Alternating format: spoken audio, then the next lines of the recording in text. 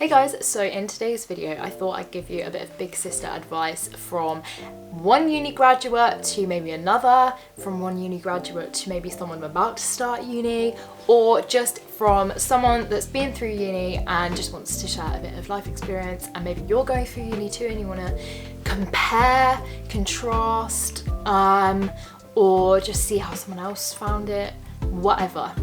Hopefully this video will be useful. So I thought I'd give you 6 pieces of advice of 6 things I learned from my 3 years being at uni.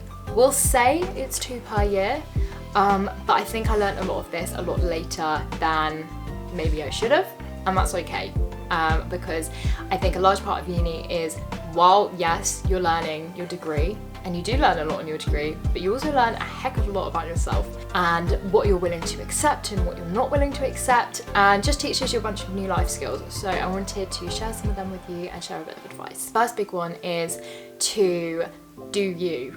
So be this with going out, with drinking, I think especially in student culture, especially British student culture as well. I think us Brits have a bit of a tendency to go a bit heavy on the alcoholic bevs. I had not really drank before I came to uni, and that was incredibly overwhelming. And I did kind of succumb to a little bit of peer pressure. No one was like forcing drinks at me and saying, oh, you're such a wet wipe for not like having it. But it was just like people being like, oh, well, what are you gonna drink instead? Or like, are you sure you don't want to try it? And just like little ways of trying to get me out of my comfort zone, which to be honest, maybe I needed.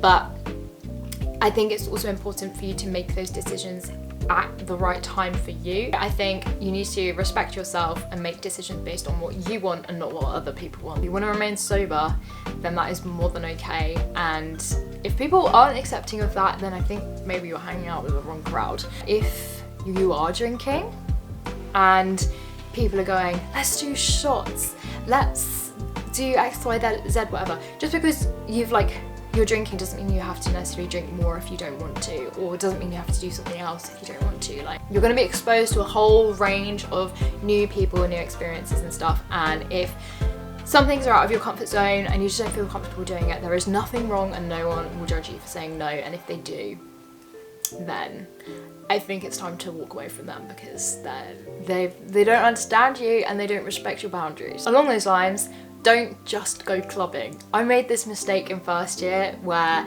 I come from kind of a small town where we've only got like one club. And when I came to Bournemouth, there were so many cool clubs and I was like, I want to go to all of these. And I just was obsessed with going clubbing. Like every week I was like, I cannot wait, and it'd be the main thing that I look forward to, and there's nothing wrong with that. There's so many other fun things that you can do, so don't just go clubbing, because that's the mistake I made. I hardly went to the beach in first year. I hardly went for meals out or anything. All we did was go clubbing or stay inside and watch films, and I was telling myself, oh, I'm bonding with the flat by like staying in and not doing anything. But you almost, I feel, bond with your flat and your friends, whoever you're hanging out with. I think you bond with them better when you go out and go places and make new memories together, rather than just going clubbing. And once you've been clubbing once, the memories of going clubbing kind of all blur together, and I still enjoy it, but it's definitely not the best way to make memories, in my opinion. So don't just go clubbing, but do experience it, because it is really fun. But also, if it's not for you, there are so many other ways to make memories that aren't just getting sweaty on a dance floor. Again, along those same lines, join a club. I didn't join a club until 3rd year, and I'm embarrassed because first year me wanted to join all these societies and do all of these things, and I was too scared. And I was like, I look back and I'm like, why was I too scared? Then in 3rd year I joined Nerve Radio. Thankfully some of my friends were on the committee, so it was a little bit less scary for me.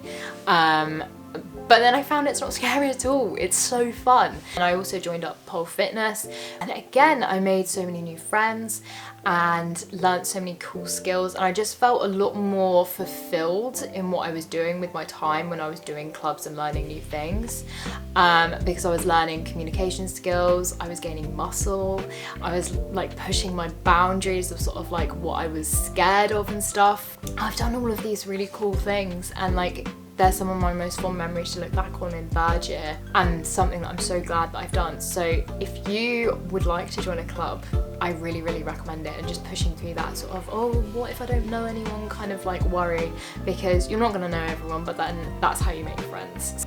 I think a really important thing that I've learned over these past few years is learning to respect myself and learning when someone is taking advantage of me. If you've read Florence Given Women Don't Owe You Pretty, but she says how you deserve the whole cake and not just the crumbs of it. And I think that's such a good message for any kind of relationship you have. Sometimes you're not aware that you're being given crumbs, and then you look at it after that relationship has ended and you go, oh, I was not getting the whole cake there. It's really important to sort of take a step back. Any relationship that you have, if you're feeling a little bit off about it, take a step back and look at people's actions, maybe do a bit of journaling and go, am I being given the whole cake here? Or do I deserve a bit more? And it takes, I think, a lot of bravery and a lot of honesty within yourself to accept the fact that maybe you have been accepting a little bit less than you deserve, and that is okay.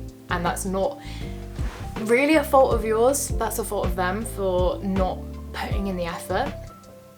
But then sometimes maybe they don't even realise, and maybe they need to do a bit of internal work themselves. It just takes a bit of courage for someone to speak up and be like, hey, this isn't really working for me right now. And you either communicate what is not working for you, or you politely move on from that relationship, wait until both of you are healed, and maybe you come back or you go your separate ways.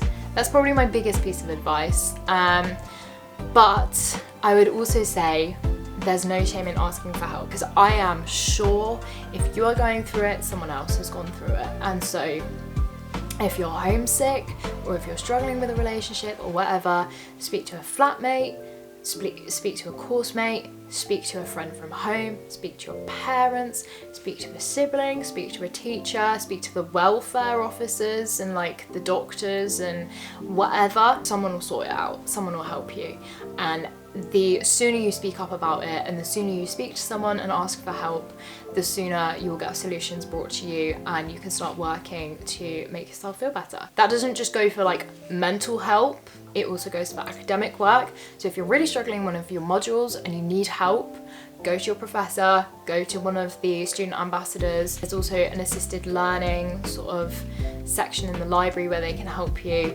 Speak to someone and they'll be able to sort you out, and the sooner you ask for help, the sooner you can get that problem solved. And then finally, this is something that I wish I had done. I don't know how I survived 3 years, but I have never really learned to cook. I can cook, but very, very basic meals. I never had many more spices than just salt and mixed herbs in my cupboard, so my food tasted so bland. And I basically lived out of my freezer. I just ate like freezer food, like oven chips and like chicken nuggets. Learning to cook is one of the best things that you can do, because whenever I learned a new recipe, I would become obsessed with it. I'd be so proud of myself and I would feel good. And I think baking and cooking is one of those things that just gets so overlooked at uni. I'd just be like, I'm too busy, I'm working, or I've got clubs, or I'm meeting up with friends, whatever. And food and like good food just got put to the side. I was like, nah, I'll learn to cook when I've moved out, or I'll learn to cook over the summer. And it's always like next summer. Highly recommend learning to actually cook more than just oven food, because trust me, as much as you love chicken nuggets now, 3 years time, no. I hope you enjoyed this video. I really hope you found it useful and that it's helped alleviate some worries or got you thinking a little bit. If you've got any advice, put it in the comments. I would love to read it. Hope you enjoyed it, and I'll see you in my next one. Bye!